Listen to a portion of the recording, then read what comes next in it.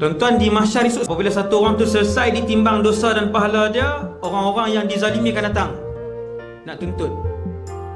Mereka yang datang nak tuntut tu akan mengambil pahala orang tu, dan setelah habis pahala orang tu, masih ada lagi orang yang dizalimi datang tuntut hak, akan dipindahkan dosa mereka bagi orang tu lah.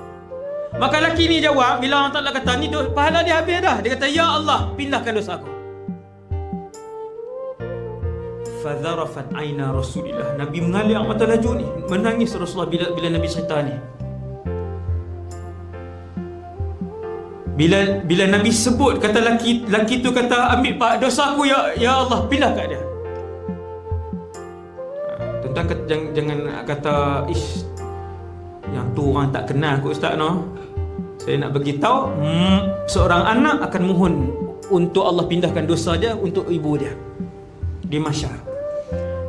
Seorang isteri akan mohon untuk dosa dia dipindahkan kepada suami dia nanti di mahsyar. Ini saya sebut dia siap. Cuba tuan-tuan tak anggap bahawa orang luar kot Ustaz yang minta tu. Yauma yafirrul mar'u min akhihi wa ummihi wa abihi wa sahibatihi wa banihi. Siapa dia tu? Anak, isteri, suami, ibu, ayah. Tak heran, kakak, abang, adik. Maka lelaki ni kata, ya Allah, pindahkan dosaku kepada dia. Tuan-tuan, daripada kita yang nak kena masuk dalam neraka Jahannam tu, neraka yang bukan sedang membakar, yang telah siap membakar, daripada kita nak masuk, baik dia yang masuk. Siapa dia tu? Adik lah, adik kandung.